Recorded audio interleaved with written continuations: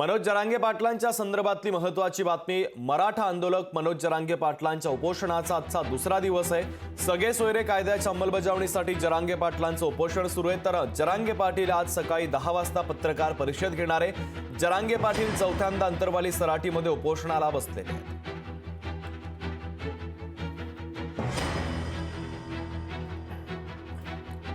तर महत्त्वाची आणि मोठी बातमी आपण पाहतोय। अंतरवाली सराटीमध्ये मनोज जरांगे पाटलांचं उपोषण सुरू। या उपोषणाचा दुसरा दिवस आहे।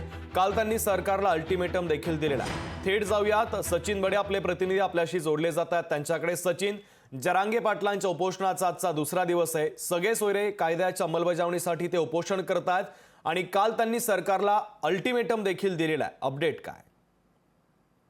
उपोषणाचा आजचा दुसरा दिवस आहे, चौथं उपोषण आहे आणि उपोषणाच्या माध्यमातून ज्या आतापर्यंत 4 उपोषणं झालेली आहेत त्याच मागण्या पुन्हा एकदा त्यांनी समोर मांडलेल्या आहेत। मात्र फरक एवढाच आहे की निवडणुका झाल्याच्या नंतर आता सरकारला आगामी निवडणुकांमध्ये आम्ही सुद्धा निवडणुका लढू अशा प्रकारचा इशारा जो आहे तो दिलेला आहे। म्हणजे आगामी निवडणुकांमध्ये जर तुम्ही आमच्या मागण्या पूर्ण केल्या नाही तर आम्ही आमचे उमेदवार उभे करू, आम्ही आमचं सरकार निर्माण करू आणि या सरकारला धडा शिकवू असा इशारा देखील मनोज जरांगे यांनी दिलेला आहे। आणि त्यासोबतच इथून पुढे जे काही उमेदवार असणार आहेत सरकारचे तर त्या उमेदवारांची नावं घेऊन त्यांना पाडू असं देखील मनोज जरांगे बोललेले आहेत। कालचा पहिला दिवस होता, आजचा दुसरा दिवस आहे आणि दुसरा दिवस असताना सरकारच्या माध्यमातून फक्त अधिकारी जे आहेत ते पोहोचले आणि त्यांनी मनोज जरांगे यांच्याशी संवाद साधलेला आहे। मात्र मनोज जरांगे अजूनही आपल्या मागण्यांवर ठाम आहेत आणि त्यांचं उपोषण जे आहे ते सुरू आहे।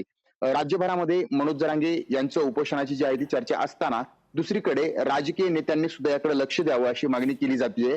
सध्याच्या स्थितीला मनोज जरांगे यांनी चर्चेचे दरवाजे जे आहेत ते सरकारसाठी खुले केलेले आहेत।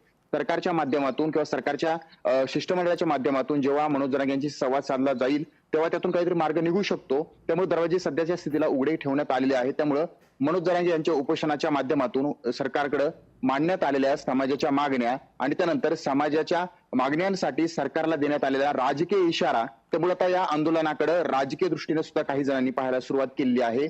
सध्याच्या स्थितीला लोकसभा निवडणूक झाल्याच्या नंतर विधानसभा निवडणुकीमध्ये का होईना मनोज जरांगे पुन्हा एकदा सरकारला कात्री धरू शकतात आणि आपल्या मागण्यांसाठी त्यांच्यावर दबाव निर्माण करू शकतात। तोच दबाव निर्माण करण्याचा प्रयत्न उपोषणाच्या माध्यमातून केला जातोय आणि या उपोषणाला कसा प्रतिसाद मिळतो आणि सरकार कशा प्रकारे या उपोषणाला हाताळतं हे पाहणं सुद्धा तेवढंच महत्वाचं आहे। अगदी सचिन, महत्त्वाचे अपडेट या बातमीच्या संदर्भातले पोहोचवलेले आहेत। तुर्तास धन्यवाद। लोकशाही मराठी ऐका, पहा, जागरूक रहा।